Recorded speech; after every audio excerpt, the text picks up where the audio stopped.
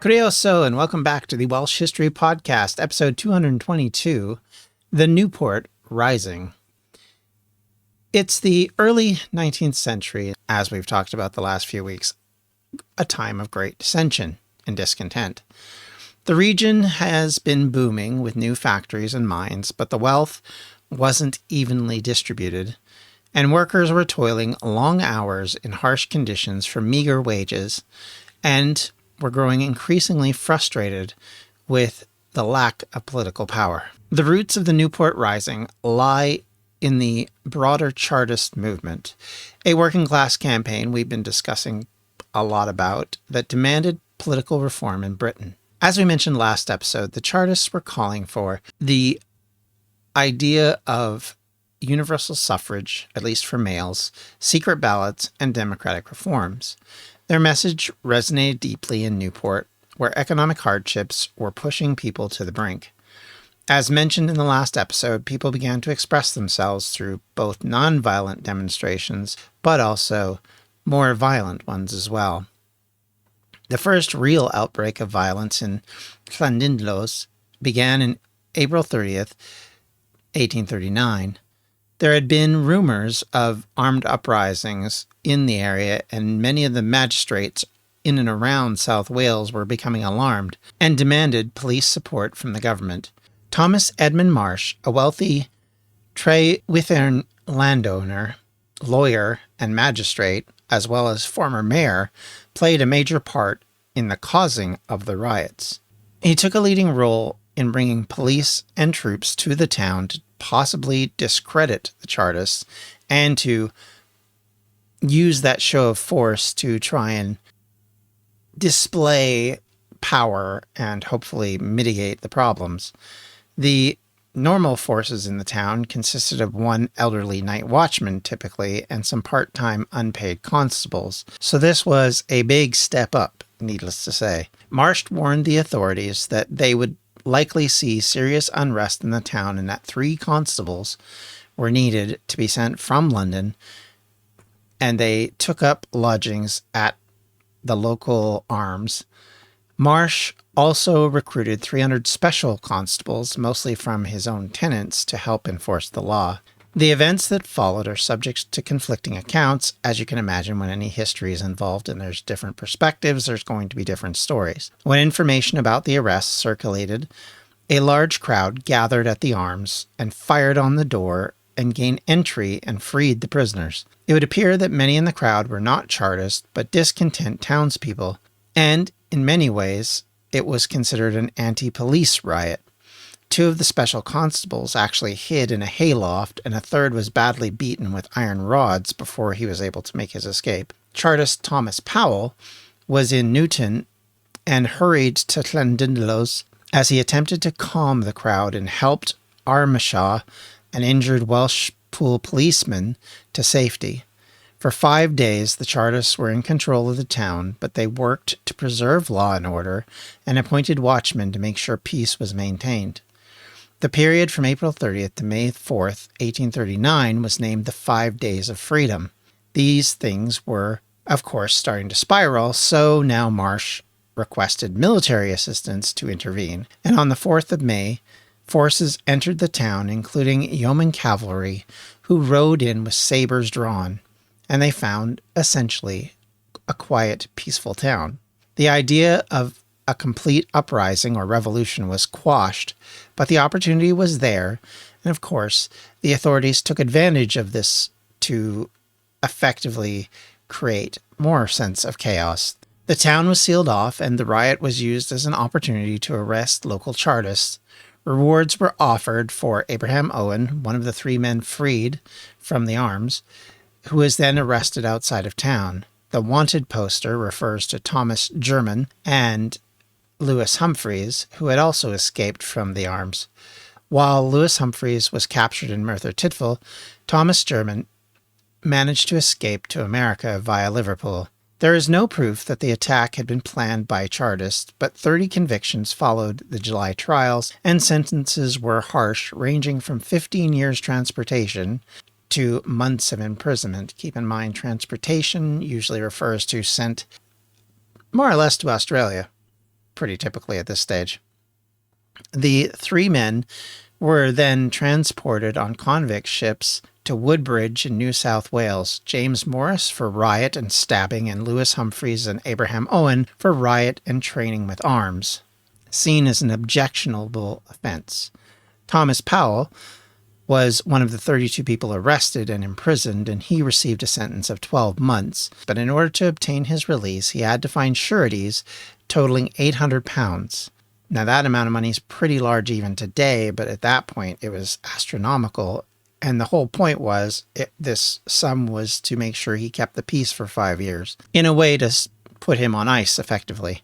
He was not imprisoned for the riot on April 30th, but for using seditious words on April 9th, even though there were witnesses who denied that his speeches were inflammatory. Of course, at the rejection of the Chartist petition in the summer of 1839, more demonstrations and calls for action rang out by those who were upset, and anger was growing, and the government was unwilling to even try and pretend that they were listening, something that, of course, doesn't create a sense of peace and good order. The spark that ignited the Newport Rising came in the form of a massive meeting in October of 1839. A group of local Chartist leaders organized a rally at the Westgate Hotel, a focal point for their activism. They were led by a passionate and determined man named John Frost, who we mentioned last episode. Frost, a 40-year-old former tanner, had become a leading figure in the Chartist movement. His fiery speeches and relentless advocacy for reform earned him both followers and enemies. By late 1839, Frost and his supporters were preparing for what they hoped would be a decisive confrontation with the authorities. The plan was audacious. On the night of November 3rd, 1839, the Chartists intended to seize control of Newport and force the government to address their demands. Their strategy involved a march from the Westgate Hotel where they would rally and push for political change. This would be similar in scope, I guess they hoped, to like the civil rights marches of the 1960s in the United States, but the situation was fraught with danger. The authorities were well aware of the rising tensions, as you would imagine after what had happened in April, and fortified their positions. Newport was bracing itself for what would become one of the most significant uprisings in British history and one of the most radical by workers to that stage. The more radical elements within the movement were now making calls for an uprising, one that was not just peaceful protest, but also called for violence, and because of this would lead to many arrests eventually. And the march had been gathering momentum over the course of the whole weekend, as John Frost and his associates led their followers down from the industrialized valleys north of Newport towards this town. Some of the miners who joined the rising had armed themselves with homemade pikes, bludgeons, and other firearms of various varieties. A column headed by Frost was in charge of leading them to Newport from the west. Zephaniah Williams led a column from Blackwood to the northwest, and William Jones led a column from Pontypool to the north. The exact rationale and reason for the conflict, some argue, remains historically opaque, but you can see that there's this development within both the Chartists, who are frustrated and angry, and the miners and others who had been ready to fight, and not just in the terms of from a verbal sense, but also from a physical one, for a long time. There were many who held memories of previous events that had gone on and are still angry about it. There were people within the Merthyr community, for example, who were willing to carry out violence against those they felt were against them, be they traitors or authority figures. This was not an uncommon response. And so the idea that somehow, this seems so weird. No, there's reasons for it. And then combine it with the fact that you have a paramilitary force in Newport that are basically not under some sort of restriction on what they can and cannot do. In a way, there's been examples of this happening in places across the Western world, let alone, other places in the world. And whenever there's a conflict between different levels of society over issues like this, there is always a chance for violence. There's always a chance for things to go sideways. And certainly at this point, this is at the height, at least in the UK, but of course across all of Europe over the next 10 years, there is this movement towards revolution. There is this idea that democracy and freedom are being used up by people who are in old-fashioned monarchies and empires. And the only way to force them to understand is through violence and action. And so you have this happening at this point in time simply because of this. And the fact that the leadership in the UK were unwilling to listen and unwilling to even give in a little bit, to throw a bone to these people, kind of shows you how intransient both sides were at this point and how frustrated everybody had become. And it was creating this momentum. So when people say it's opaque or it's not as obvious as we might think, they're probably correct. But the reality that we still see even today is that when conflicts like this happen, it's always on a knife edge. For every Martin Luther King who leads, a peaceful protest, there's going to be others who are going to say, you know what, this isn't simply a measure of sitting and getting my head kicked in. It's not a measure of marching in a line and basically being spit on or have rocks thrown at me or all the other things that could happen to you. They want to be able to take the fight to these people. And so these things do and will happen. We've seen it even in recent times. And all of these movements and creations of things like this, be they considered rational or otherwise, have a reason, have a purpose. And typically it's because there are people willing to lead them and make those kind of decisions. So we have to understand that. We can't just ignore the fact that there wasn't grievance, that there was no real reason for this to happen, or it just starts by accident or whatever. These things have been building up and building up and building up. This has been basically this has been the purpose of the last 20 episodes, 22 episodes even. The idea that in the UK at this time, at the beginnings of serious imperial machinations and creation and conquering of various landmasses across Southeast Asia, over Asia in general, and eventually later into Africa in serious amounts, you have this drive that's coming from within to say, hey, enough. We want our own ability to think for ourselves, to be respected, to have an opportunity to have a better life. And all you guys are doing is using us for purposes that we have no control over. And you're making vast sums of money because of it. And we're not gaining anything from it in our perspective. These are very modern ideas. They're very much what our societies today argue about.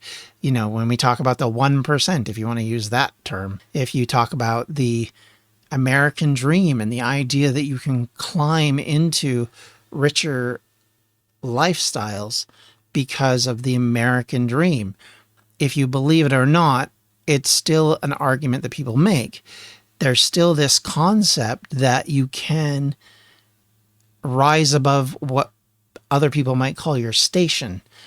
All of these things are combining right now in this moment in Wales. People are realizing that they haven't received or achieved quite the benefits that others are making. If you want to use the Malcolm X term in a slightly different method, where he describes that, we didn't land on Plymouth Rock, Plymouth Rock landed on us. That's, the African slave movement didn't allow them to make a choice. They were just brought there. For a lot of Welsh people living in this time, it feels like they are getting no benefit. They are being punished for living in this period, and the government doesn't care. The idea that the poor are starving to death and nobody really cares. The facts that business is controlling so much of the economy to the point where nobody else gets a say, where if you create a union, it becomes, something to smash. All of these things that are driving the change that will create the modern economy and the modern system that we live with now comes out of this period because people are dissatisfied for what has happened. And we'll see slowly over time this change. It is not, even in this podcast, you're going to see it being very gradual. It is not an overnight thing. The Chartists do not achieve their goals in this moment. It takes the better part of a century to gain most of their goals. And it will be pretty much another century beyond that before all benefit in the same way. And some would argue that's not even true. We have to look at it from that standpoint, that these events are combining because there's so much kind of growing together of discontent, of people realizing, educated people who are starting to understand, that can read, that can write, that can talk to others about their grievances, are starting in a very social media type way to share their dissatisfaction over what's happening. And unlike before, where the young farmer in Wales knows nothing about what's going on in London, they can read their local paper. They can read the local political screed that's coming into their town from all over the place. And ideas are now raging across the entire country about what is and isn't right. And so much of this is now combining at this moment. This is what's creating this. I think that's what we have to understand when we talk about these things like this. It's not some random chance. So with all that said and done, let's actually go into what's going on here and discuss it further. Heavy rainfall delayed the Chartists, and there were delays in the planning meetings of each contingent of the various factions that were coming. These meetings were held at the Welsh Oak in Rogerstone. Jones and his men from Pontypool, in fact, never even arrived, as they delayed the final march to Newport into the daylight hours, which probably prevented further deaths at the hands of soldiers and also further arrests and further problems later. As the column progressed down into the valleys on the Sunday morning, even one entire chapel congregation willingly joined in, swelling the ranks of these Chartists. After spending Sunday night mostly out of doors in the rain, and the commitment of many of these same Chartists started to falter, and many had been, or at least were perceived to be, ambivalent to the Chartist cause, or mostly there because they were angry or maybe inebriated and allowed, a bit of alcohol courage to kind of drive it. And now, in the light of day, the bravery had fled.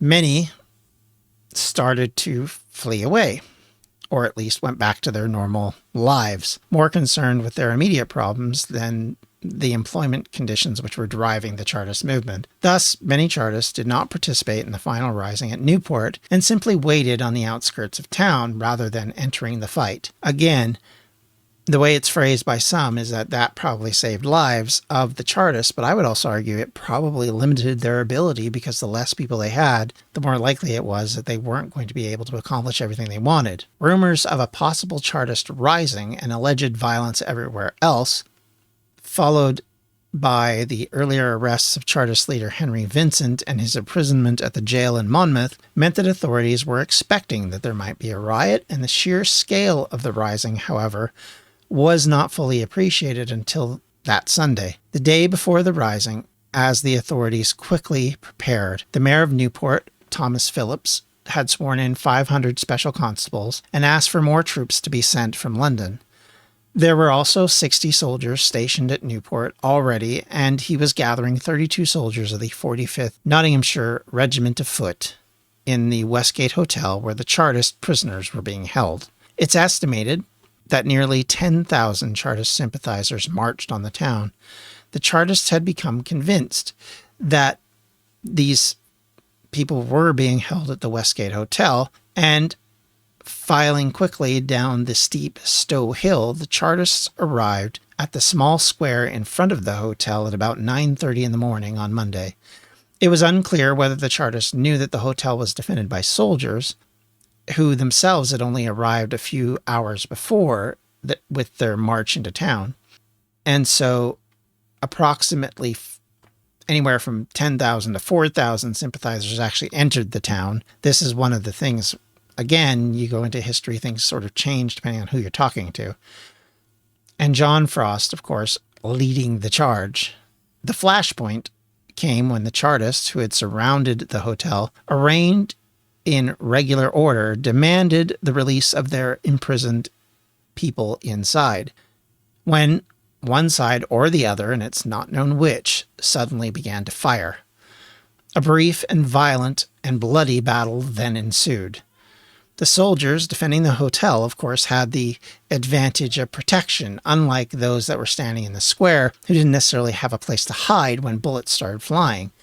So they were, even though they were greatly outnumbered and had a very angry crowd to deal with, they also had the advantage of superior firepower. As many as 80 shots were then fired by the Chartists at the hotel. The Chartists did manage to enter the building temporarily, but were forced to retreat in disarray. After a fiercely fought battle lasting approximately a half an hour, between 10 to 24 of their number were killed, and up to 50 had been wounded.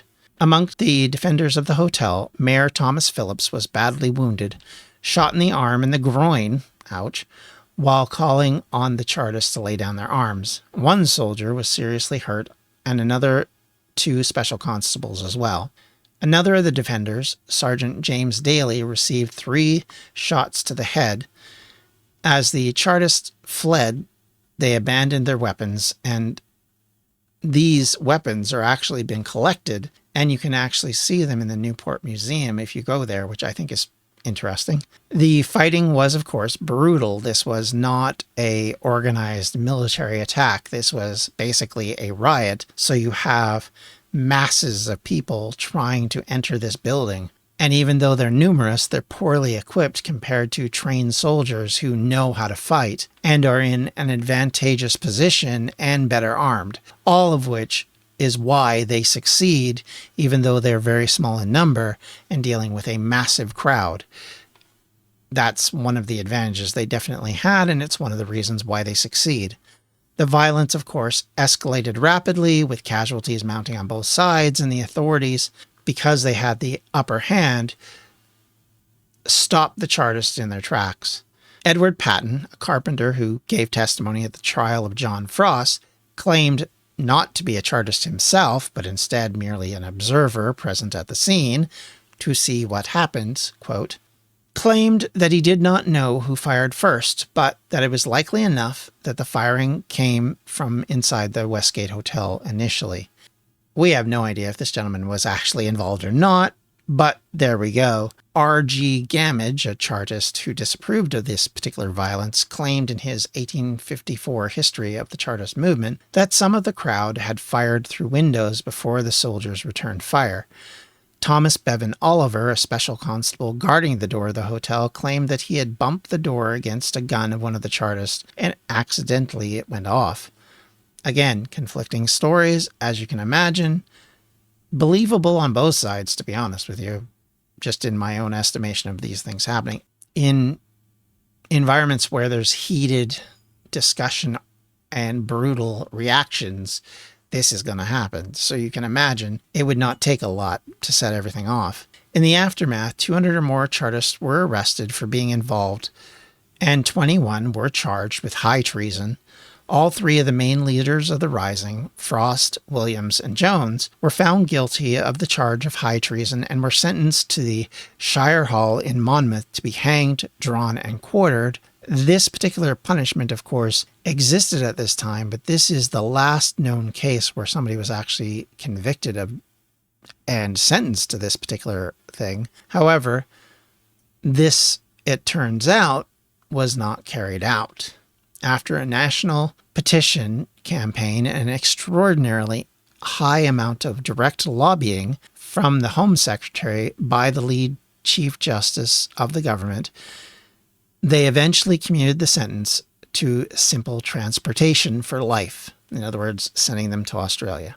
This idea would be it would at least get them out of there. Other Chartists involved in some ways, including James Stephens, John Lovell, John Rees, and William Price, and according to some accounts, Alan Pickerton, were also threatened with all sorts of punishments. Testimonies existed from contemporaries, such as that of the Yorkshire Chartist Ben Wilson, that a successful rising at Newport was to have been a signal for a national uprising. Older histories have suggested, and older historians, that Chartism slipped into a period of internal division after Newport. As you can imagine, there were people that believed in this ideal who didn't believe in violence. Much like every other movement, there's people that are pro-violence and non-violence, and they will conflict with one another over what to do and what should be done. However, this movement didn't go away and didn't break up as it's kind of described. The reality of it is it continued to be fairly popular until at least late 1842. And initially, while a majority of Chartists under the leadership of Fergus O'Connor concentrated on petitioning for Frost, Williams, and Jones to be pardoned, a significant minority in Sheffield and the East End of London and Bradford actually were planning their own risings in response to this. Eventually, Samuel Holbury led an aborted rising in Sheffield on January 12, 1840, which the police thwarted this, and also a major disturbance that was planned in the East End of London 2 days later. And on January 26th, a few hundred in Bradford were also going to rise up in the hopes of creating this domino effect of multiple uprisings across the country. However, that didn't really work out, as you can imagine, because Chartists did not win their way in their ideals. After this, Chartism instead turned to process and internal renewals and a more systemic organization that was built to be more politically active. But transported and imprisoned Newport Chartists were regarded as heroes and martyrs amongst these workers.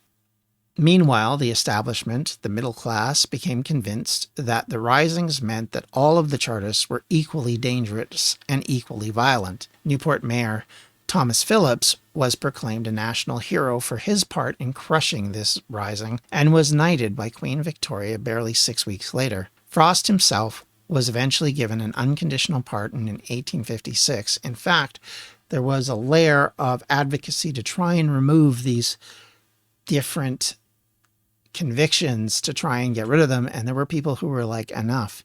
And enough people actually stood up for this that it did work, and eventually these so-called traitors were actually given full pardons. However, that doesn't mean that all of them came back. It would actually only be Frost who would return, receiving a hero's welcome when he came back to Newport, but he never returned to Newport to live. He ended up moving to across the channel to Bristol, where he continued to publish articles advocating for reform until his death at age 93 in 1877. And the other two died earlier, and none of them saw their achievements win the day. And that's the thing with Chartism. Like it in some ways it's viewed as a failed attempt because the uprisings and the petitions and all the things that were the basis for it came apart or didn't work or created dissension rather than unity. That is true, but keep in mind that by the same token, it also created a system and a situation which pushed an agenda onto the public consciousness, which is workers have rights. Workers should not be put into the situations they're in. They shouldn't be put into wage issues like they are. Unions started to gain much more strength after this. And a lot of what we see come out of this is a growth and a movement towards a consideration of the poor, of the destitute, of the working poor who up till this point aren't really paid attention to. Not by the government, not by officials, and certainly not by the people who employ them. This starts to change, and it's in part because of these movements, because the British government starts to realize, hey, this is probably bad for us if this continues. And they start slowly but surely over time to move away from some of the worst habits and towards a more democratically fair system. Again, People will argue about what that means and how much of a fair system it is, but that's not the point. The point is that if you compare a Welsh person living in, say, Cardiff or Merthyr in 1839 to someone living in those same places in 2024, you can look and see similar issues, but the reality of it is the danger that they're under is very different,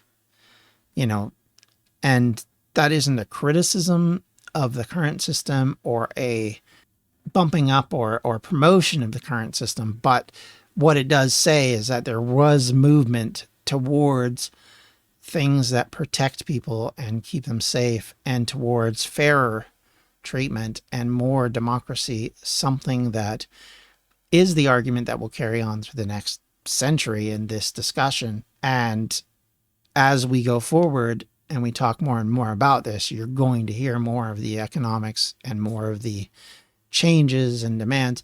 I mean, the reason why you have, without getting too further into this, that you have so many people that are leaving Wales and Ireland and Scotland and England is because of these things, because they're looking for an opportunity. They're looking for a way to make their lives less miserable, and taking the risk of moving to some middle of nowhere place that has nothing culturally in common with you. The environment is completely different, but yet eking out a living offers you more opportunity in your mind than staying where you are. And so for a lot of people, it's worth the risk. It isn't everyone, obviously, but there's enough that we see mass migrations happening across the UK into places like America, Canada, Australia, New Zealand, and eventually we're going to talk about Argentina and the movement of Welsh people to Argentina in the 20 years after this, which was driven in part because of this desire to have a better life and to create one for yourself. Did it always work? No. Scottish people moved to various places trying to create their own wealth and circumstance and quality, and none of it worked. But at the same time, loads of people did move to North America and eked out existences or believed in themselves, and through that gained enough wealth and ability that they, were able to turn their lives around.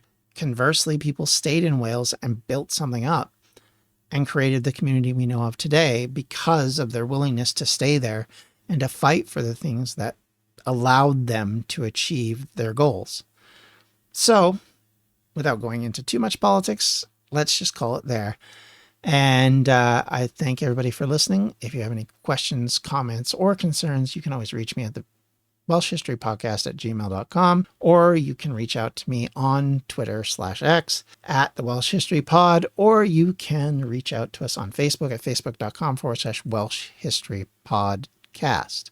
As well, if you considered donating to our Patreon, you can do that at patreon.com/Welsh History.